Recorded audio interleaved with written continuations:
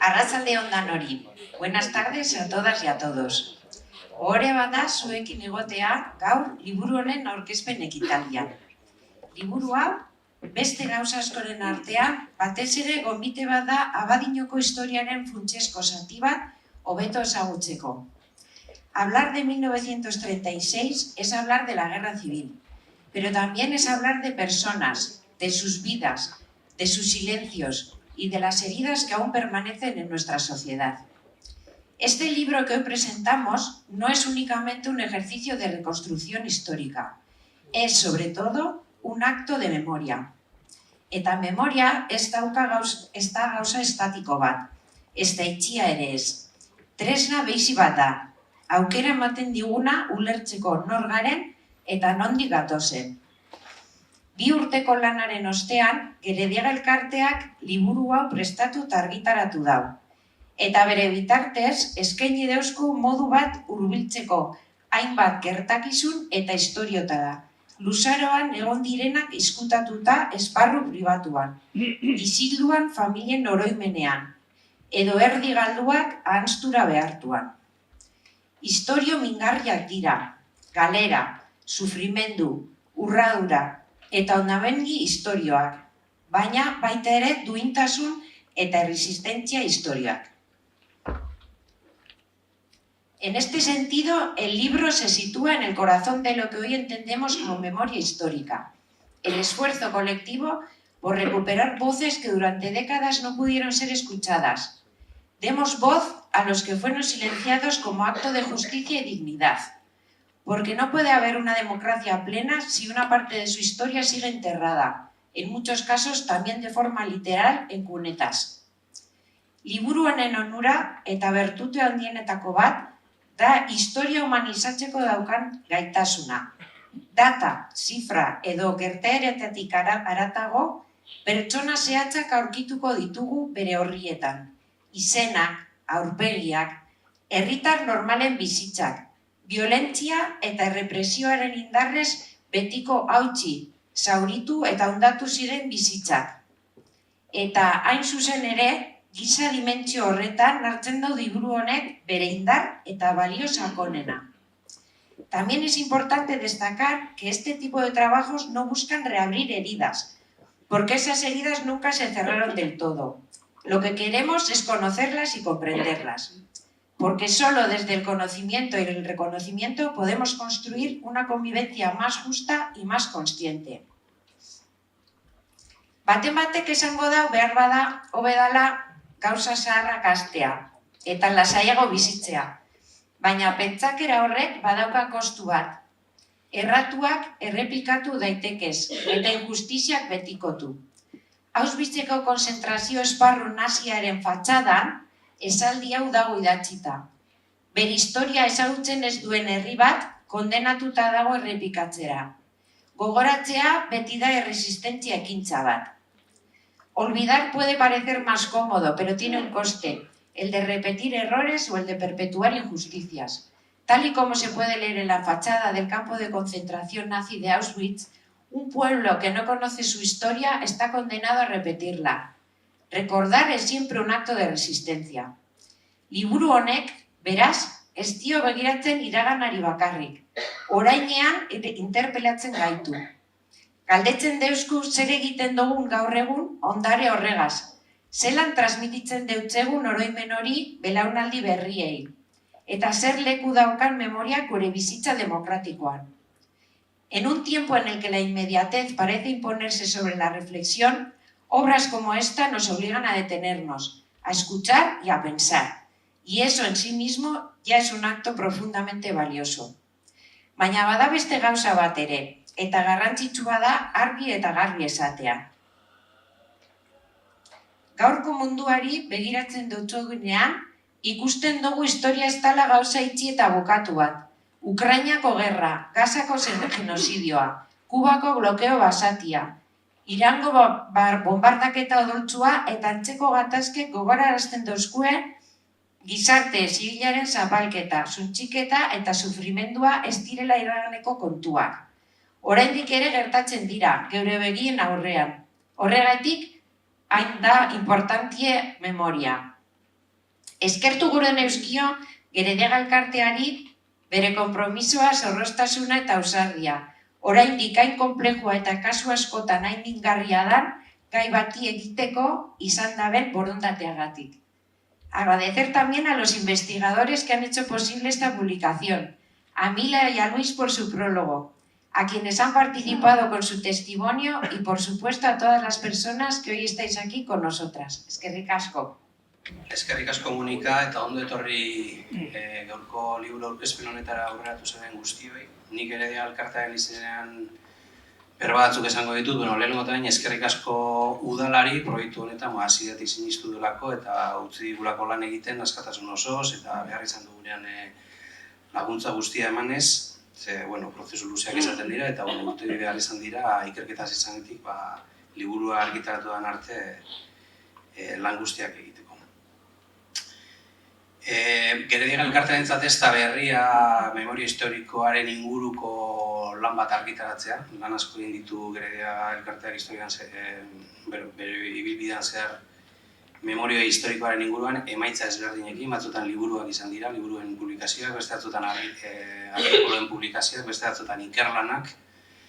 Eta hain zuzen ere, ikerlan horietako bat izan da gaur aurkeztuko dugun lan honen abiapuntua. 2008 eta 2024 artean Durangoko bonbardaketako biktimen hildakoen ikerketa bat abiatu genuen, Jimi Jimenez buruzala. Eta ikerketa haretan, lau abadinarren heriotza agirietan agertzen zen, muerta en bombardeo da Abadiño. Eta ikerketa horretan, iradokitzen zen hori, ikertu egin behar zala edo argitu egin behar zala zer lan hori, ezta? Martxoaren 21an Durango bakarrik bombardatu etezan, eta Elorrio, edo Abadiño bombardatu etezan, edo ikertu egin behar zala, eta horretan gabizela pentsatu gendu, lan orokor bat egin behar zala, ez horri buruzkoa bakarrik. Eta idea horretatik urten da. Horren inguruan gero Jesus Marik emongo dau datu gehiago. Eta, zergatik dan garrantzitsua liburu hau argitaratzea? Abadiñon, 1926ko gerrak, gerraurreak, gerrak eta gerrausteak utzitako gertaera eta sofrimenduen inguruan ikerketa ezberdinak egin dira, Zeibigaini buruz, edo Durango zemata Abadiñarren ziren, edo beste ikerketa asko egin dira, auxilio sozialari buruzkoak eta bar, baina guztiak lan bakarrean batuta oraindik ez dira. Eta horre guztiak beste asko batu dira lan honetan, eta horregatik da importantea eta lehenengo adreilu bat. Ez da behin betikoa, hau osatuko da, datozen urteetan, behar bada, baina momentuz lehenengo takada honetan honetara heldu gara, ez da. Zer aurkituko duzue liburu honetan. Liburua euskeraz eta gaztelaniaz bietan argitaratu dugu. Liburuak dauzka zati bi. Bata da testigentzetatik abiatutako kontakizun bat. Eta horren egile nagusia, Jesus Maria Arruabarrena da, aurkeztu egingo dizuet, berak emango ditu atal horri buruzko detaile guztiak, zehaztasun guztiak. Eta bigarren zatian, zerrenda batzuk aurkituko dituzue.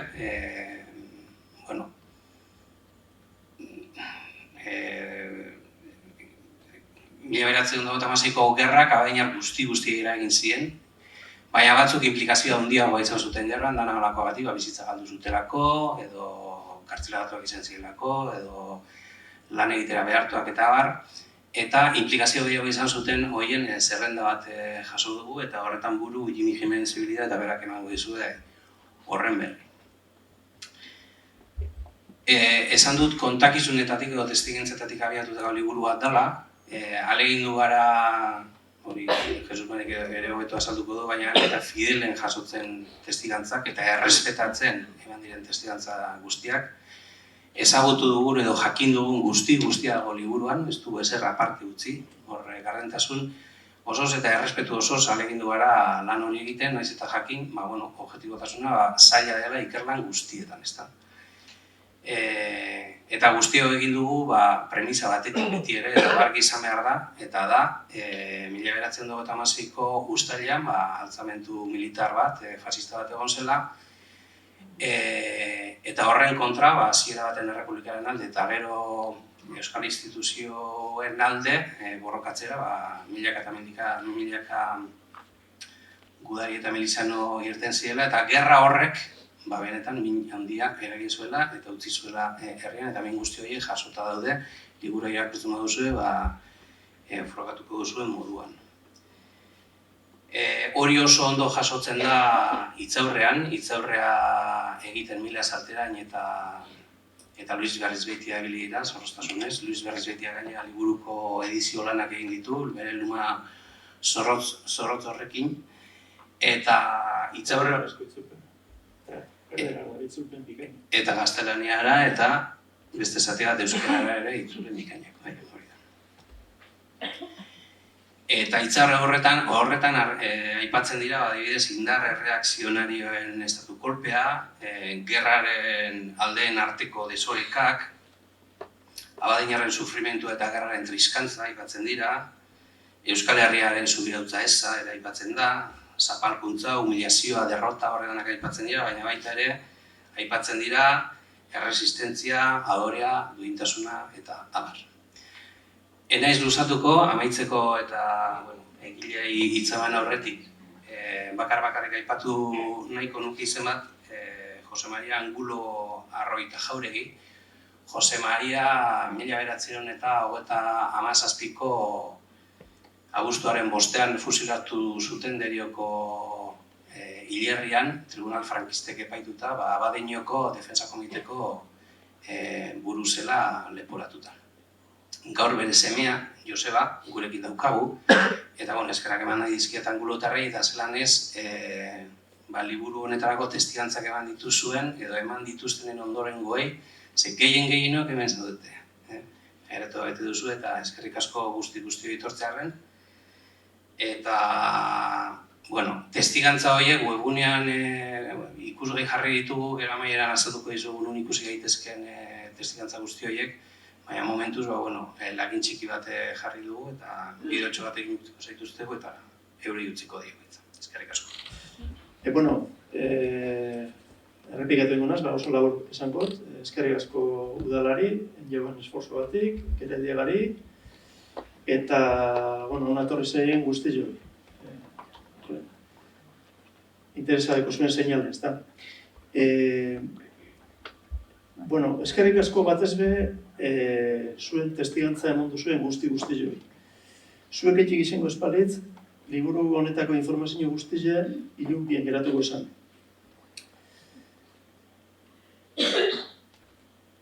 Ez dakit, igual gure gozue bajatu argile erretratuko beto ikusi daiteza. Ondo ikusten da? Ondo, aurrera orte. Beste beto honen peremekak. Oso ondo.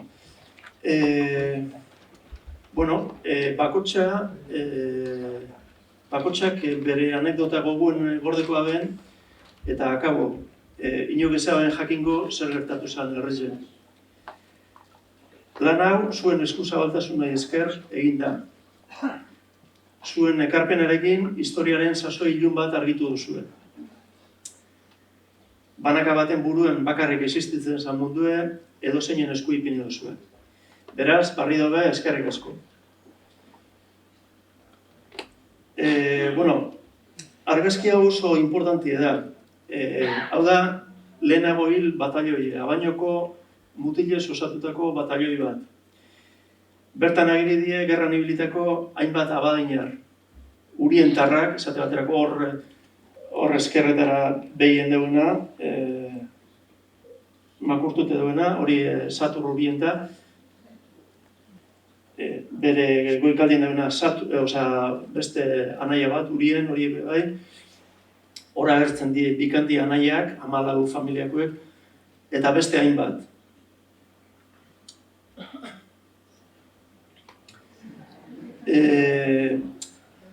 Gaur hemen aurkezten dugun lana osatzeko, edo beste erabatera esan da, Gerra Zibilaren kronika egiteko, hainbat iturritik eran dugu.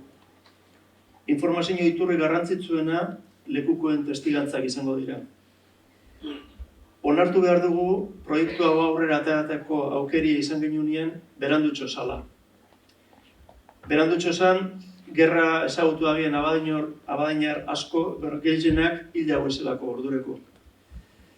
Zorionez, proiektu martxan hasi aurretik, elkarrizketa mordue egin da behunk esan. Hau gehienok esatu duzuen moduen, abarketereneko edurne da, Abaiñoko kronista paregabe bat. Bere hainbat berba jaso dugu, eta oso zehatz berbaitea ben, da oso interesantia. Beste hau ostera, Nieves Iturriagoitia da, Patxi Iturriagoitia zinegotziaren alaba. Patxi kartzela askotan egon leku esan, sekuleko periploia ben, ezta. Dana dela gure asmoa ez da inori protagonismo emotie eskentzie. Alde batetik mugatute gauz persona batzuen argazkirik ez daukaguleko, eta beste alde batetik aukera bat egin behar dugu derrigorrez hau larra egin usatu ez daikien. Gaurko ekitaldi hau. Beste bat ezagutuko duzuena bier bada, Kasintxo Iturralde. Gizon hori tokatu jakon, soldautzaik egon zen Lizarran, eta Lizarra nazionalen menpeuen, altxamentu gertatu zanien nazionalen menpeuen, eta honi tokatu jakon bere gogoz kontra nazionalekin gerran, ibili gerra. Eta bere anaia Martin, ostera, soldautza egin jauken ordureko, eta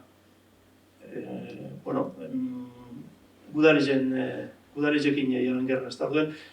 Egoera hau gertatzen da behin baino gehiagotan. Badau beste familia bat Iturraldetarrena, gero ikusiko dugu, kaso horretan gertatu zen, ezta? Euretaiko bat nazionalen alde derrigorrez gerra indier, eta beste batzuk bestaldien, ez?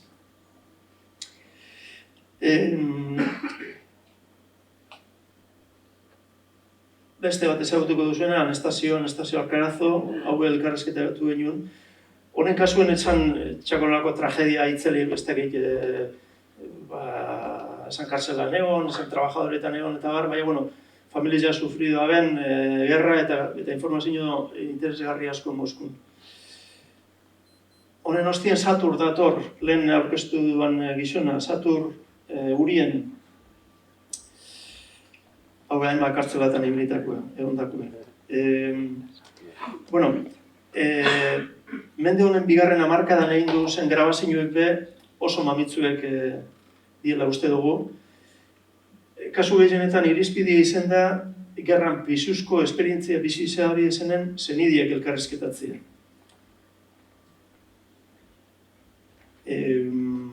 Lehen ezautzet hainbat lekutan ibilzala eta Satur abertzale esan, eta egon zen Santonian, Bartzelonan, Kanarietan, kartzeletan, eta Puerto de Santa Maria.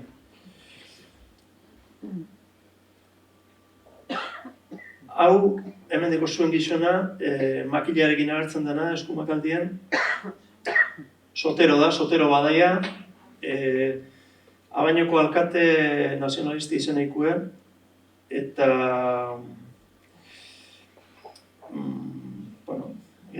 gero kontributze beste gauzan bat. Argi da memoria moteltzen duela eta denporiek asko eraldatzen duzela gertakarizek. Baina zenidiek fideltasun handizaz bordera bez eta askotan ikerketak egin da bez. Bai dokumentuek batute, edo retratu gordeta, edo gorpuzkinek berreskuratute, edo tabar, ezta. Soteroren kasuen, hau hainbat kartzelatan egon zen, eta ezaugarri berezi badeko gizonen kasuen, Eskabako gotorlekuen egon zen. El Fuerte de San Cristóbal entzutukiko zuen, baina aste honetan gobernuak izendatu dau lugar de memoria demokratika eta orduan justo bere Soteroren jobak dituzten aste honetan posik hori kontatzen, ezta? Zenidintzat aurrera pausu bat da. Orduan, horko kartzelan iesaldi itzel bat egon zen, eta, 800 inguru, 700 inguru alde jabien, eta bestaldera, iparraldera pasatzi bakarrik lortu abien, 3 gizonek, ez?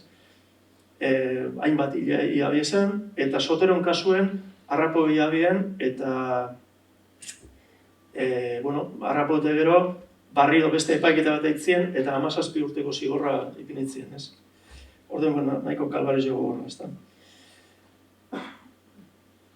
Hau Javier da, hau lehen komentatuzuan bere bilobia. Bueno, liburu idazterakoen alegin gara, lekukuen berbak alegita fideltasun handizenaz emoten. Gertakarizei buruz alegita testigantza gehien jasotzen, eta azken baten kontakizun korala egiten, ez da. Jasotako berben ezaugarri nagusia aniztasuna izan da. Informazio batzen eta liburuari eta bideoi forma emoten ibili garenok be talde zabala izan gara. Esate baterako, Andoni Barreinak eta Markel Onandiak elkarrizketa erdize gutxi gura bera eurekin dabez. Bideoen grago dabez horrek elkarrizketu. Liburu azalien geratuko litzateke, geratuko zen, Jimmy Jimenezek hemen eskerreta dagoen gizonak, orduak eta orduak sartu izan espaldauz artxibat egizetan. Nik uste liburuen mamin asko aportautzela Jimmyren lanak. Eta, Marta Kalbok bere ekarpen egin dau auxilio sozialaren buruzko ikerketa eginez. Honek bitxo die, bai aurreko eta bai hau auxilio sozialaren hango egoitzan ataratako argazkizek. Auxilio soziala gehieno jakingo zuen modura, egon zan hotelien, Zubiondoko hotelien, egun itxita dagoen hotel horretan, baina eta han barnetegi bat montu da bien, 3 eta 7 urte bitarteko umientzat, neskamutikoentzat, barnetegi bat, ez da, pizkate regimen barri horren printzipizioak eta erakusteko, ez da. Erakusteko da adoktrinatzeko da bakotxeak hori erak jakin duzelan. Bizkaien, zentro horren ontzeko beste 10 egon ziren, eta badineko konkretamente 10 bat urte egon zen, zalantza dauz no zabaldu zen eta no zitsi zen, gutxi gura bera 10 urte egon zen zabalik hori. Eta hor, eian bierra esate baterako Maripaz Gorrotxategiren amak. Zer honetan. Leku honetan. Hor ikusiko zuen, hor eskerretara dago olako enfermera modure jantzitako neska, justo bere atzien dauena hori zen ardura dune. Antzan ez oso karakterko horreko handria. Eta onduen, abade bidauz, eta ilun eskantzita dauena Don Aureliano asko kesautuko duzuen.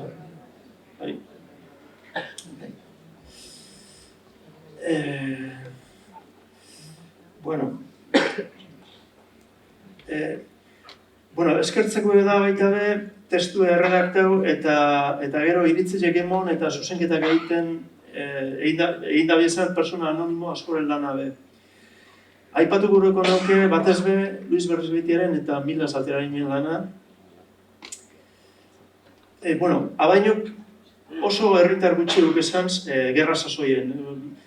1930-an, nik orko referentzia bat hartuot, aurkitu dan bakarra izen da, eta 2003 lagun pasatxo aurkia bezan.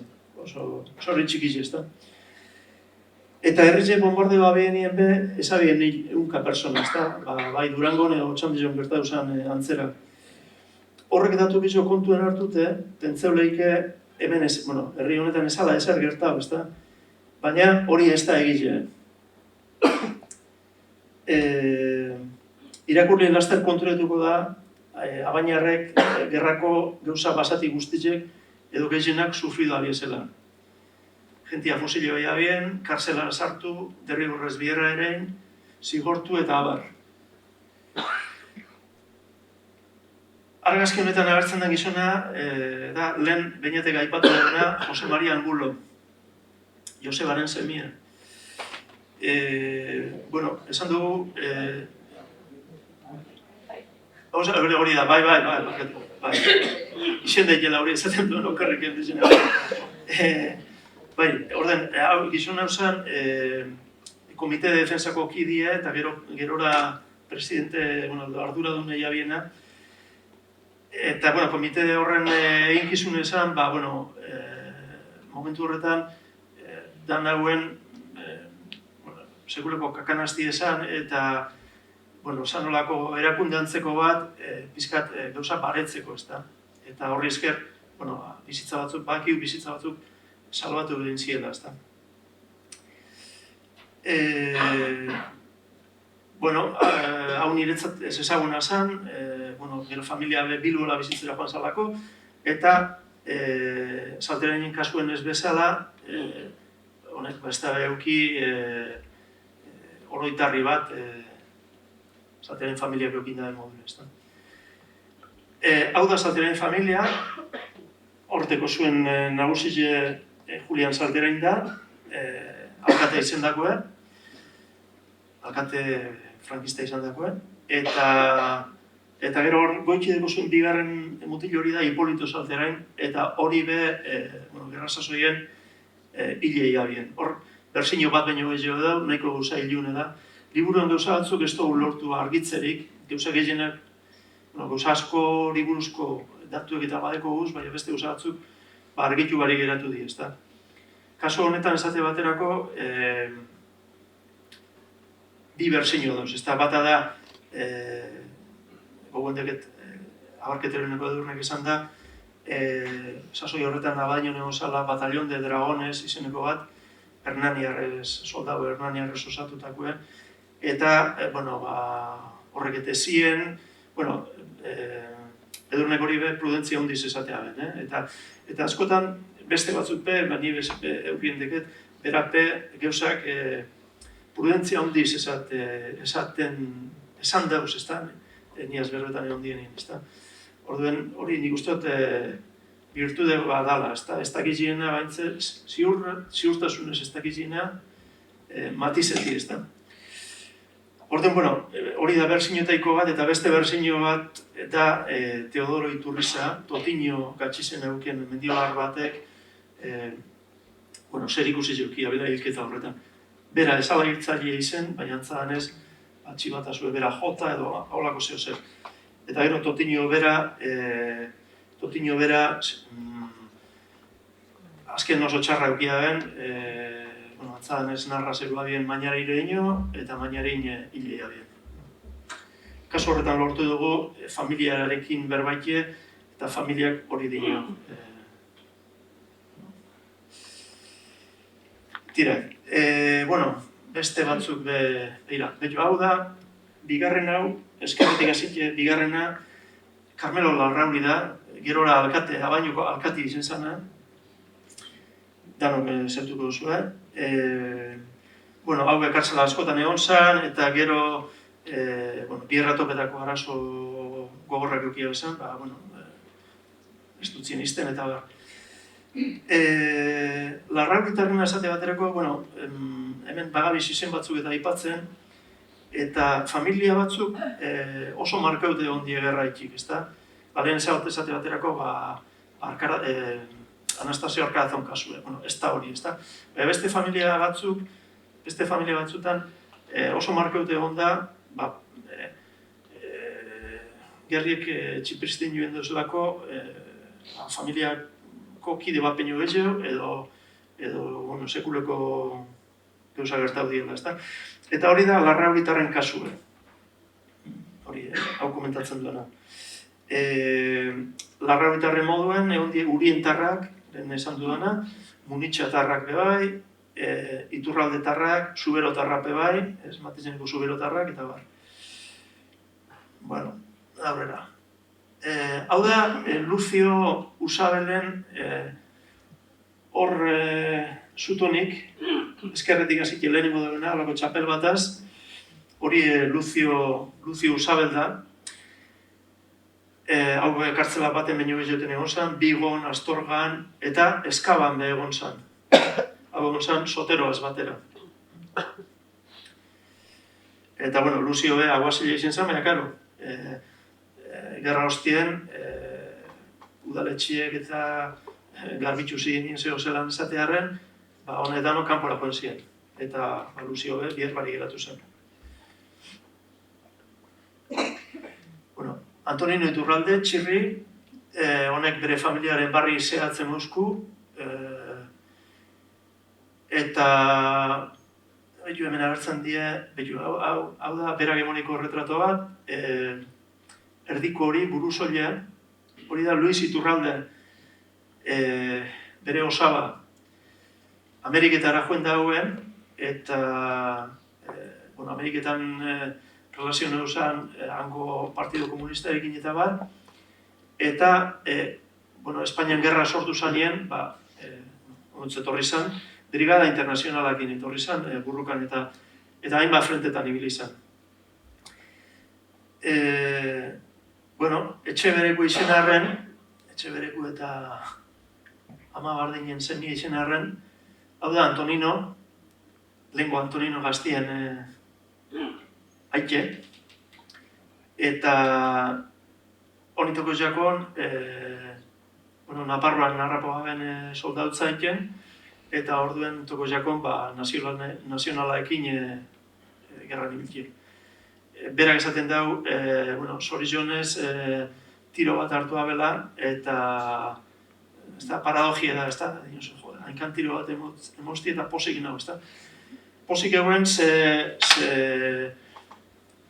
tiro horri esker egon zan Iruñan, Iruñan egon zan, hospitalizatu egon zan, eta orduen horri esker Espainiako frente gogorrentatik libraren zen, eta beste lan itxura denez garbituen goa bielako. Beste abadinar bat, Nikolas Itxaso, pelotari profesionala zen, eskontzeko puntuen hauen, eta gerrak urtea ben, eta San Ciprian konzentrazio esparruen egotituko eusekon. Ez hori bagarrik, han egotituko eusekon, eta hilein zen fibre tifoideak edo horre jota, ez da? Orduan, gauzak okertu entzako zen gizon honi. Beraz batera, kanpo bardinen, San Ciprianen, egon zen, beste gizonago, eskumatara eko zuena, bier badazuetaiko batzuk zeutuko zeinuena, bate peño gehiok, Jose Agirre, hauen, pelotariz esan, eta kanpo bardinen egon arren bizirik urtetien lortu daben, kanpo horretatik. Andra hori, Maria Azkarborta da, eta ondokue, barri da Anastasio Carazo. Andra honi, hau nahiko ezagune da, asko kentzun dukin guzue, Andra bati ulie behitziela bainoan, eta hauxe da. Hau izen zen, Doña Piedad Bengoetxearen krizerie. Krizerie bai gerra horretik eta bai gerra hostien. Eta, Doña Piedad zen, lehen komenta dugun, hotel horren, hotel eta auxilio sozialeko egoitzaren jabi esan. Gerran Frantziara alde indiarri zeaben, eta kendu ditzien zer hori, etxe hori, kendu ditzien. Beste askori kendu ditzien moduen, Niebesen gurasoik kendu ditzien moduen, edo olako baserretxe kendu ditzien moduen, eta beste etxe batzu agulona berabe kendu ditzien, ez da? Orduen, antzan eskuen ziren, ezien nausartuko igual, nausezei ulie baten eta Andra honi behitzien. Eta antzan ez dignidaden oso onditzeaz, jarraikua ben, martxan kalien, beste batzu, agadenien eta eskainitzien buruzu, zozer buri tapetako eta gar, eta berak esatean ez eukela ezelanko lotzari, ez da. Ezabela ezer txarrekin eta listo, ez.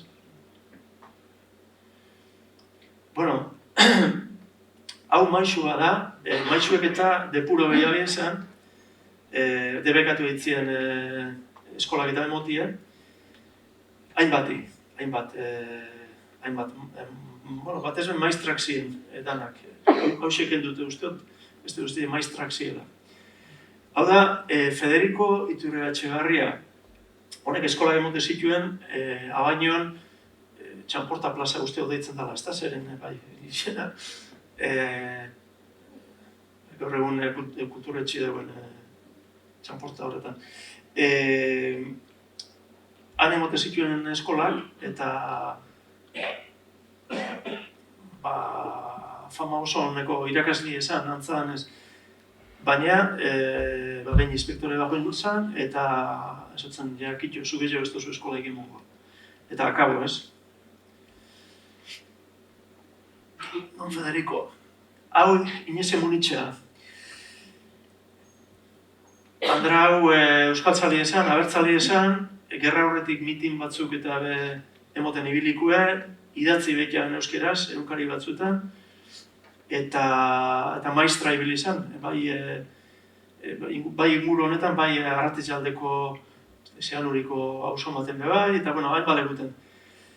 Gerri etorri zen, eta alde jaben herritxik, Eusko Jaurlaritzak antolatu abezan lehenengoko barkuetan, antxe alde jaben, horretaiko baten alde jaben, baina umiei laguntzen, hau da, Eusko Jaurlaritzak umiek sartzeko, aldeiteko gero uste baina bainateko horri buruz zer aipatuko dagoela, usteot. Inglaterra dagoen zen. Gero, entzituen aleinek Euskal Herria bueltetako, baina, ezaben aukera ikeuki, eta Venezuela dagoen zen bizitzen, eta antxe zen Euskal Herria bueltekorik.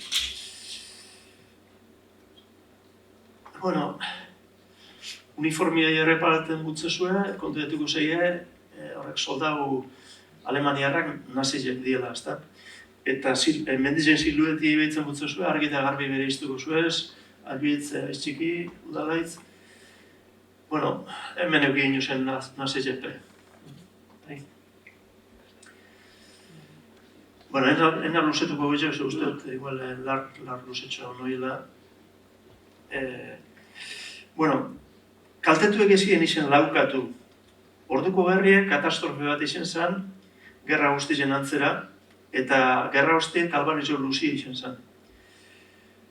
Hori argitzeko datu deigarri batzuk.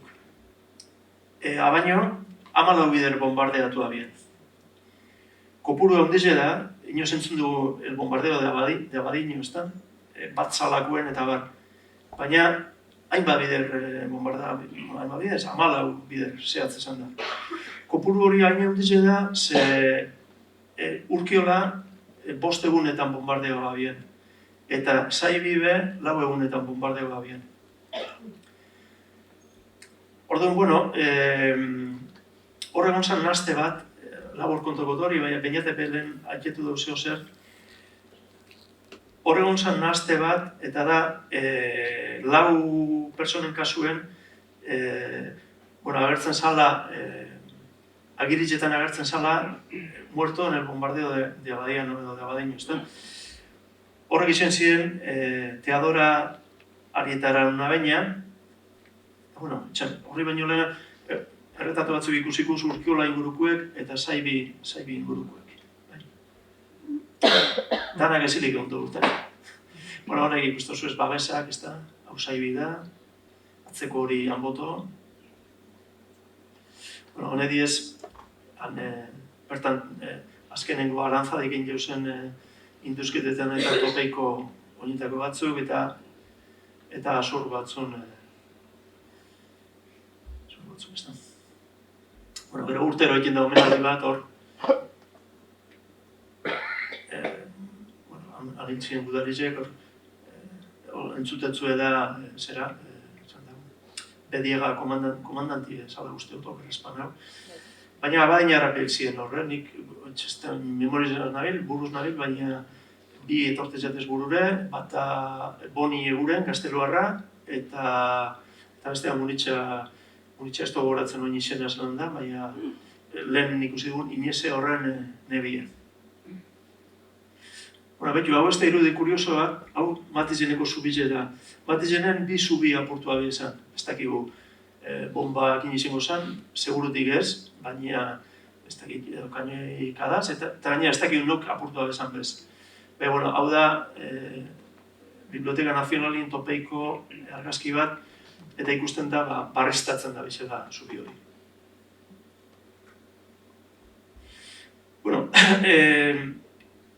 Erretratu honetan agertzen da lehen aiketu duan Teodora Arieta Arauna baina. Hoxe, eskumako goikaldekoa da, eska hori. Durangoko bombardeoen hil zan, bere amaz batera. Bere ama da, behien jarriki duena, eskerretik bigarrena. Paula Maiztegi, Andra hori. Orden, Teodoran kasuen moduen, beste batzuk be, agertzen ziren, muertos en el bombardeo de Abadiño horretan, ezta? Beste bada Feliciana Arrieta, Antonio Garay Gordobil eta Estefana Agirre. Lehenengoko hirurei buruz badaki gaurun seguru Durangon hil ziela, senidiek hori argi eta garbi, argi ikusten da bilau. Bueno, parkatu, lehenengoko bizen kasuen. Antonio Garay Gordobilen kasuen, Iñaki bere lobiek, kontosku, hau amaitermingu da, eta kontuzko amaiterminen hilabiela bombaz osaba. Tire aurrera. Iñaki Usabel, Atxitxe Luzioren erretratu eskuetan dekela. Atxitxe Luzio lehen esan duen moduen, ze periploia den ezagot, eta gero hau hasi lizetik itxin behar zeutzen. Hau barri da, Satur Urien, Jon Urienekin. Etortzeko zan Jon, gaur, baina ezin txende betorri.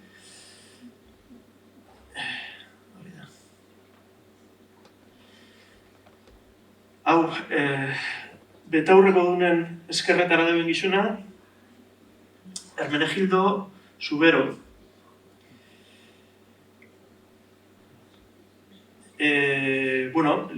Liburuen bipinioz, 17 presoren kasuek aztertutu, kontatu euren historiak, baina badakigu askoz be, jente gehiago, askoz be abadiñor gehiago egon zela preso. Gero, beste batzuk, trabajadorietan egon ziren, hemen dugu, hau da batalloi bat, izen esan dutzuet, Batallón Disciplinario de Soldados Trabajadores, número 38, ez? Batalloi honetan, gehiena bizkaitarrak ziren, eta, esaten da, kartzela zigorra gutxitu egitutzuela, kobra egiten zeinuela, eta, hori oso relatibo da. Bizitza baldintzak oso negargarriz ziren, eta irabaztea bine euskeriz jabazan, ez da? Hori kontuen hartu bida. Batalloi honetan gehiena bizkaitarrak ziren, eta batalloi hau baino mutizago izan, erretatuen hartzen da jenti baino gehiago, eta batalloi honetan 3 abadiñarrau izan. Joaquin Abanza, Candido Oregi eta Felix Urizar. Ez dugu lortu identifikizak, jente nausizia eta pregunta dutzau, ia inorra ezagutzen da bien, eta zoritxarrez ez dugu identifikau. Batallioetan egondako beste bat, puntapizu botaten da bilen gizon hori. Gregorio Urion hauena, haitxu.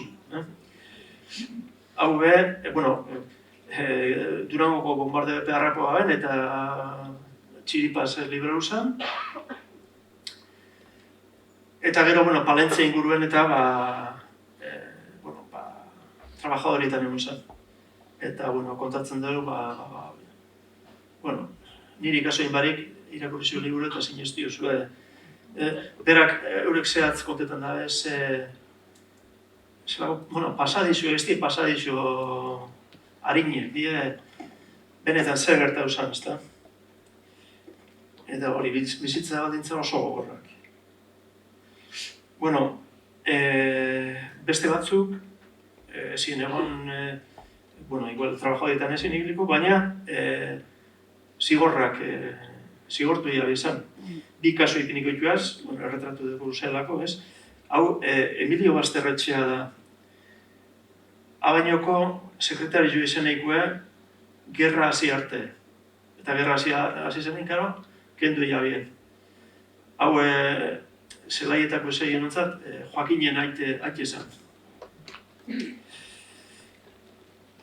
zigorra jasoa den beste bat, txapeldun hau, Benito Irasola, herriko pratikantia, eta zelebrekeriz jaga da, eta gaur egun nire barra hori emoten da, baina badakizu ez egitik zigortua bien. Usteot, buruz nabiloin, baina usteot urtebeteko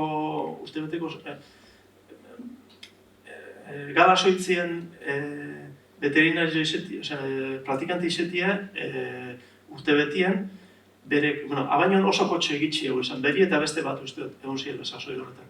Edo zeo zer gitxue, baina oso egitzi. Orduen, Benitok itxi egin kotxie hauteskundietan propaganda zabaltzeko edo megafoniaren bat eruteko ez da intzetako esan, baina kontu esan hauteskundetako propaganda egiteko. Eta horrexeikik urte betera zigortu egin, ez da? Zelebrekerizea, baina tristiek, ez? Beste izun bat aurkeztu gutzuen. Eta hori, amaitzeko eskertu gureko nukez bi personen testigantzak eta euren memoria aparta guraipatu gureko nuke. Bata da Felix Larrañaga. Felix Larrañagak hainbat gauza kontu eskuz, memoria ikaragarriz jaz eta gauza zehatz kontu dute. Eta beste persona klabe bat izen da, Aurora Irazola, honen memoria aparta izen da, eta, mila gauza interesgarri kontu eskuz. Lekuko behizena joan die beste mundura, eta gaur egun ezin dugu zentzunaren ahotsak, baina esan abienak oihartzun handitzen egiten dugu ondioko da, ezta? Ezaztu orduko abainarrak eta gogoen hartu arek esan dako berbak. Arratsaldeon, mil esker etortzeagatik. Muchas gracias a la invitación por parte del Ayuntamiento, por parte de Heredia, y muchas gracias a vosotros por estar aquí hoy en la presentación de este libro, que mi parte es menos interesante que la de Jesús Mari. Pero tiene fotos. No tiene fotos, porque mi parte es la de la búsqueda del documento, que él se ha encargado de ponerle rostro y ponerle cara y ponerle sentimiento. Yo me quedo con solamente el documento de un listado que en un principio iba a ser muy escasito. Se pensaba que había pocas personas en Abadiño que habían intervenido directa o indirectamente en la guerra, ¿no?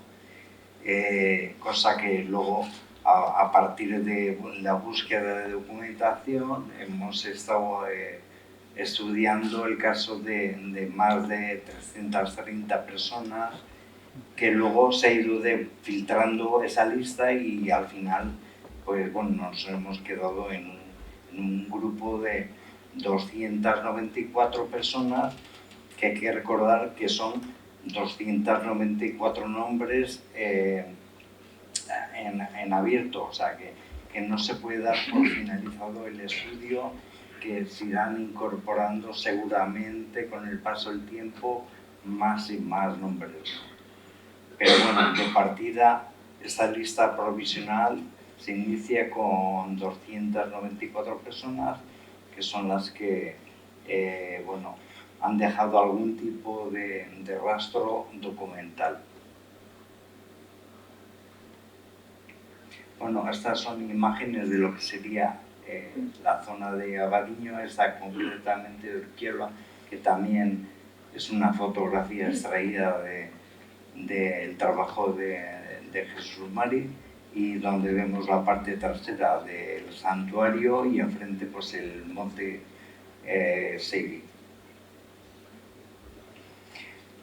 El principal problema que nos encontramos a la hora de buscar documentación es la gran dispersión de esta documentación, de esta información que está en cientos de archivos, ¿no?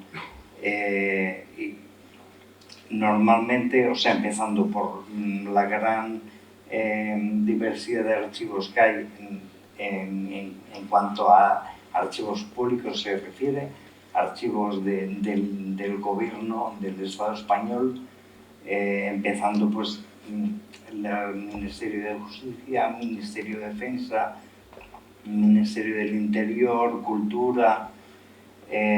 Cada archivo tiene su propia dinámica, su propio funcionamiento, con lo cual pues bueno, te tienes que ir adaptando a cada caso, ¿no? En alguna situación el Ayuntamiento de Abadiño ha tenido que facilitar con algún escrito para justificar la capacidad que yo tenía para acceder a ese tipo de información. Y luego los más cercanos, que serían los archivos ya del gobierno vasco, de archivos que están en Vizcaya, en Bilbao concretamente, y archivos que están en el propio ayuntamiento.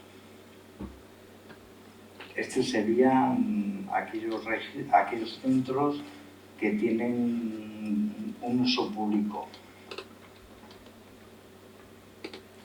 Este sería un ejemplo de lo que sería el libro de actas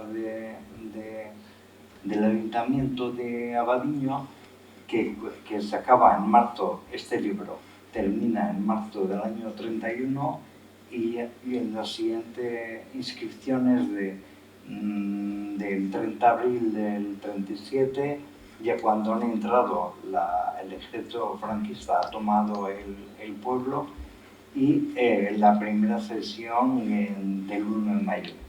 Con lo cual hay muchos meses y años donde prácticamente no conocemos la actividad municipal.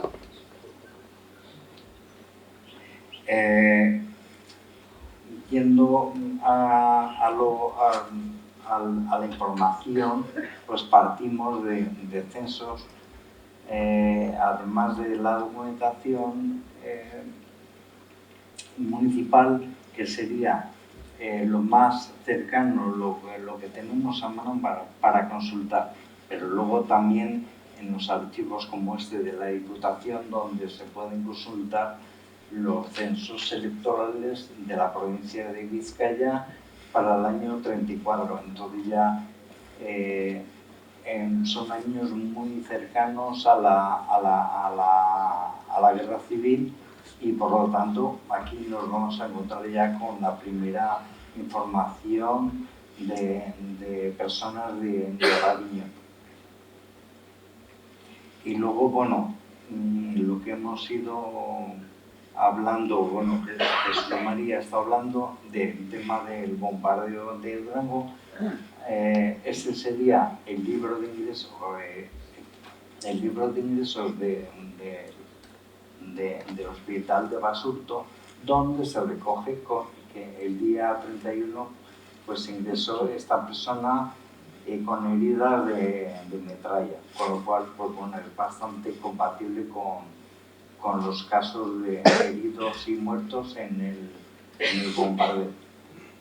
Y aquí tenemos el caso de Estefana.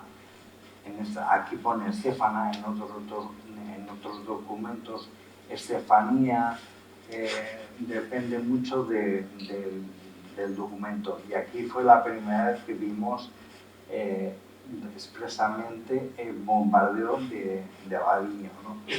Estamos hablando del 31. Luego, lo que hay, el trabajo de Jesús Mari y el trabajo de la información que aportan las familias, en muchos casos de los que se citan como víctimas del bombardeo de Abadiño, es gente que estaba en el pórtico de la iglesia de Durango cuando murió.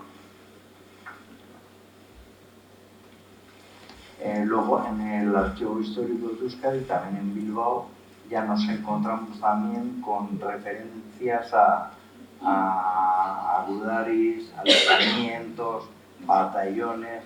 Toda esa información militar se ha consultado principalmente allí. Y este sería, o sea, el documento de inicio son los registros civiles y los juzgados de paz, donde se encuentran pues las actas de nacimiento o de función, en este caso, de una mujer que muere en el pórtico y su madre muere en el hospital, en Basurto. Pero gracias a la información facilitada por la familia, se conoce que murieron en el bombardeo en Durango. Y luego ya, por ejemplo, archivos ya militares, nos encontramos con este archivo que está en Galicia, donde están todos los procesos sumariales que se aplicaron a muchos vecinos de Abadía, un concejo de Abadía. Este sería uno de los muchos que hay y que hacen referencia a varios vecinos de Abadiño. Los expedientes penitenciarios, también Jesús María hablaba de las personas que habían estado cumpliendo condena en el puerto de Santa María, en Cádiz, gente que estuvo en la prisión de Bilbao, en la Rínada. Todo eso pues va dejando también huella documental de la gente que era de Abadiño o vivía en Abadiño. Y luego todas aquellas personas que no pudieron ser juzgadas, que no había una causa, un delito concreto contra esa persona, acabaron engrosando las nóminas de los batallones de trabajadores, con lo cual, pues bueno, ampliando su vida militar varios años, ¿no? Aquí nos encontramos con uno de los que Jesús Marín ha puesto rostro.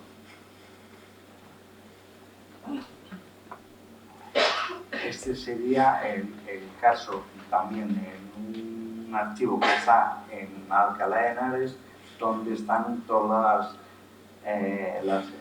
los documentos que hacen referencia a las depuraciones de maestros.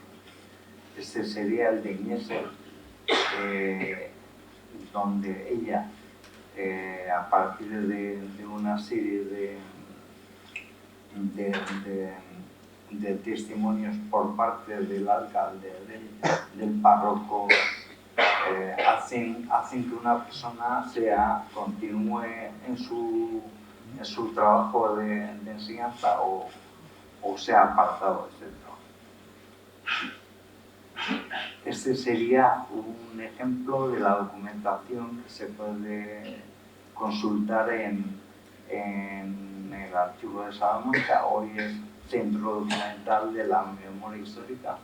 Antiguamente, en época franquista, se le puso el archivo de la Guerra Civil y bueno, y allí nos vamos a encontrar con bastante documentación sobre desapariciones, sobre las multas que también tuvieron que pagar muchas personas y que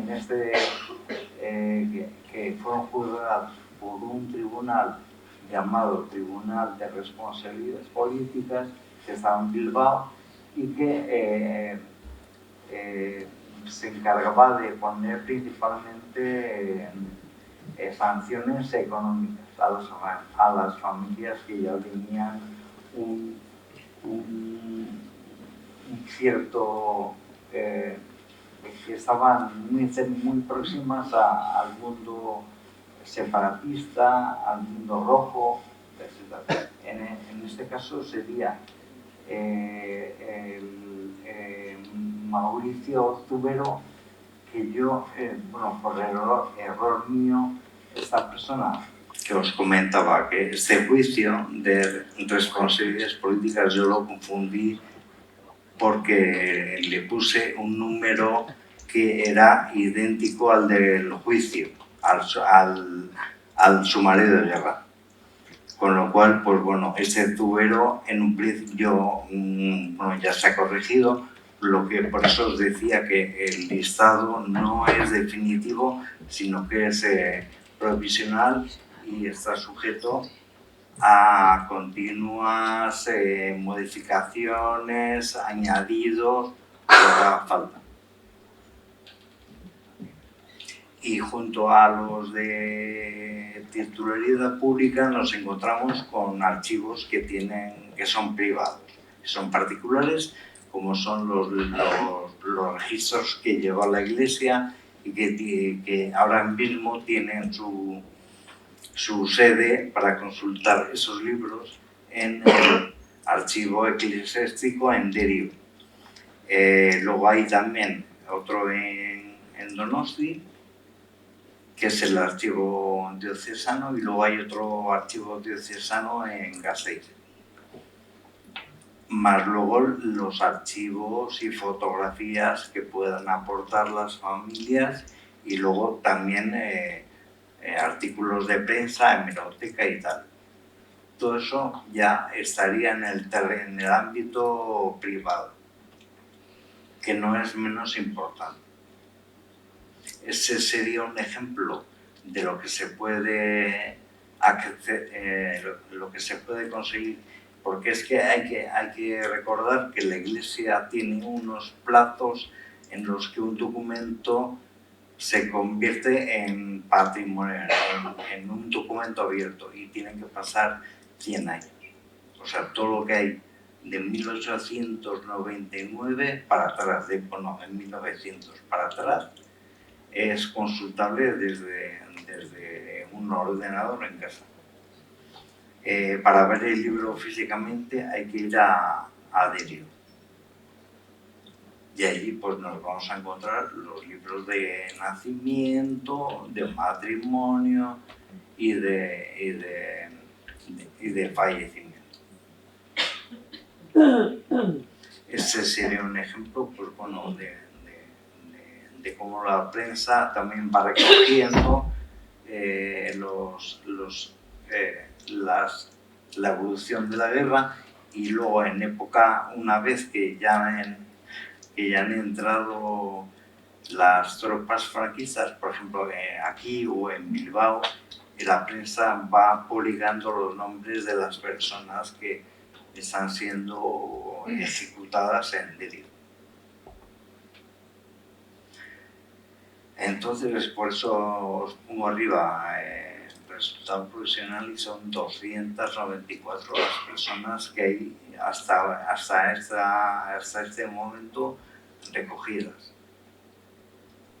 Y 294 que se van repartiendo entre combatientes, las personas que estuvieron en batallones de trabajo, las personas detenidas, depuradas, multadas, las que han pasado por algún tipo de tribunal, en definitivo.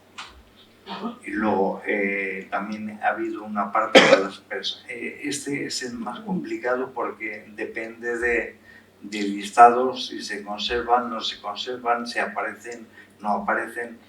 Son las personas que van huyendo de la guerra, ¿no? Entonces, familias completas de gente de Abadiño que va dirección Bilbao, luego dirección Santander, o al exilio en barco desde los puertos de Santander y de Asturias, de Gijón. Luego las víctimas de los bombardeos. Hay muchísimas víctimas que pueden ser mortales o simplemente que han pasado por el hospital y han recibido algún tipo de atención hasta que han recibido la alta y han vuelto a su casa. Y luego las víctimas de fusilamiento, donde no hemos hecho tampoco en cuanto a número, distinción entre las gentes derechas o las gentes de izquierdas. Gentes derechas, que Jesús María ha hablado del caso de los Alterain, de cómo Hipólito sufrió también. Otra cosa es que el tratamiento que ha tenido posteriormente, pero la situación de partida es la misma. Luego, también personas movilizadas, personas que han colaborado en el caso concreto de Abadiño, pues bueno, cuando entran las tropas franquistas se nombra una junta provisional. Una junta provisional que hacen las funciones de alcalde y concejales. Una junta que está nombrada a dedo y que está confirmada por el gobernador civil. Luego, poco tiempo después, esa junta provisional ya se nombra un ayuntamiento nombrado también a dedo, porque no hay ningún tipo de elección, y es el que se va renovando durante los años en época franquista hasta hace poco. Y luego hemos puesto otras tipologías en referencia a la gente que estuvo desempeñando, por ejemplo, trabajos de limpieza. Por ejemplo, una limpiadora que fue depurada en las escuelas de aquí, en unas escuelas que hubo en Matiena, y que la limpiadora pues fue depurada y fue apartada del trabajo. Bueno, con lo cual, pues bueno, todas estas personas sumarían esas 294 que suponen la partida de inicio.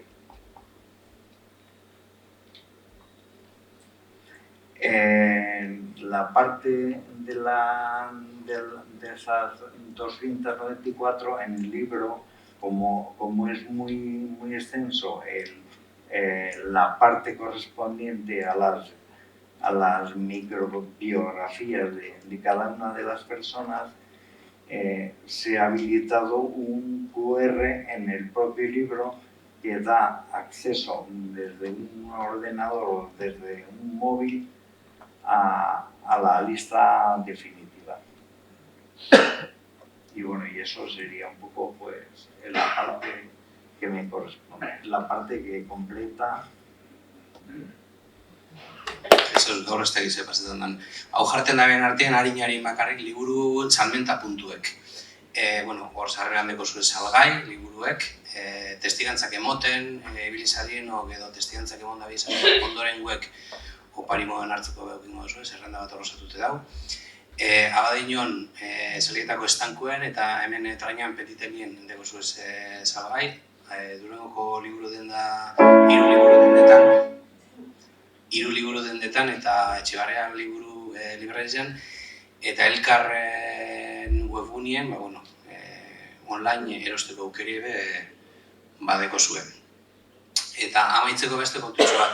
Hau ez da martxan dekun ikerketa, azken ikerketie, beste ikerketa martxan deku, eta da gerrako umiei buruzko ikerketie. Durangaldeko gerrako umiei buruzko ikerketie. Nortu die gerrako umiek 1920tik aurrera jaiotako horrek gerrako testu inguruen alde biarrizarenak Estatu Espainoletik kanpora. Momentu honetan, Durangalde mailako ikerketa bat egin gabiz, elkarte memorialista guztiziok alkarlanien, 550 pertsona identifikute dekuz, gero da webgunien publikote dauz zerrendak, eta eskartuko donke zuetako no-nok ezagutuko baleo Abadiñoko kasuren bat, sartu webgunien ikusi zerrendan agertzen den, da ez bada agertzen, gugana jo, bertan agertzen den telefono edo emailera idatzite, eta horren barri emotia eskertuko genken. eta horraz amaituko bideo ikusiku, hau da lagin txiki bat, gero webgunien einiko grabaketa guztizik ikusteko moduen eukiko duzu ez. Erakutsi gure bendu nun eta zela, baina lar luzetzen gabiz eta eskara horretan hasiko, bakarrik esateko amaitzen dugunien talde argazkiratetarako dugu. Orduan mesedez eskuen, bideo ikusten dugunien, laburrea bideoa, geratu ona gora igoku danok, nonok ikidatuko zaituet, seguruenik Markelek, eta argazki ederratetarako dan hartin konforme, eskerrik asko. Amak esaten, papela bodaten da bizet, papela txikitzen berataz, papela bai bombak. Pues zien, leheneko zuripera. Zuripera irakurtu egin, dago zien urra, trintxeretara. Da, referentziena, agerpabien, artekalien, ez dina zetorretan, asesinien bombardeetan, nigaztuen diru, ero, arkalas montarotek portalen sartu ziren. Nigaztuen saldaunien urtea bien, portaletik, da, neuriarra babien, beste egizte gizerria bien, oizizte ditu. Drone bombardeo garraparen, drone zein, Andramaniko elisa, elisa pendeki ezatzen.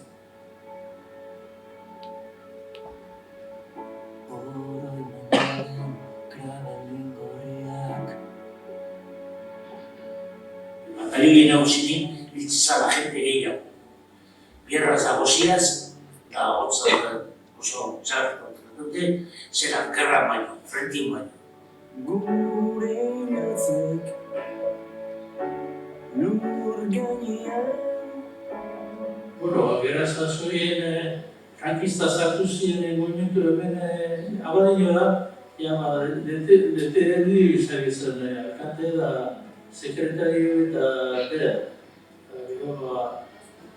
Detenidu izan izan, eta gero espetzea bildu izan izan eskabada.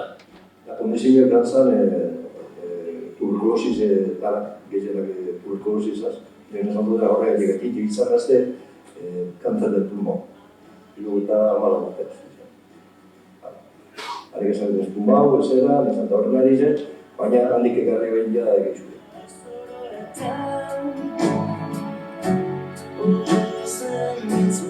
Dien marza, esan dut, emakume, abertzak, batzako, bete persiegu. Eduen debien, bilbo. Orduan, direak, guixiaren, apagau modua, oestera, ama atara. Ama esautzu.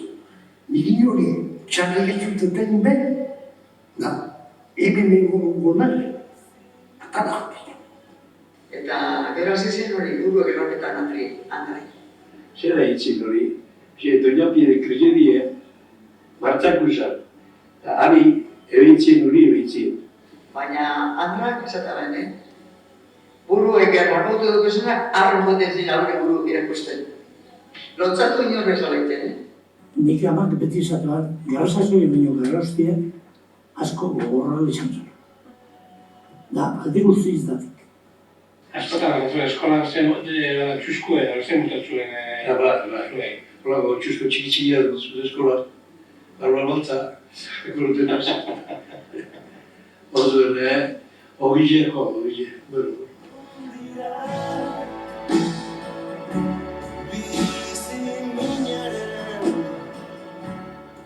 Bakarrik gurutena da, jakikie, nundik, eta inundik topakoten.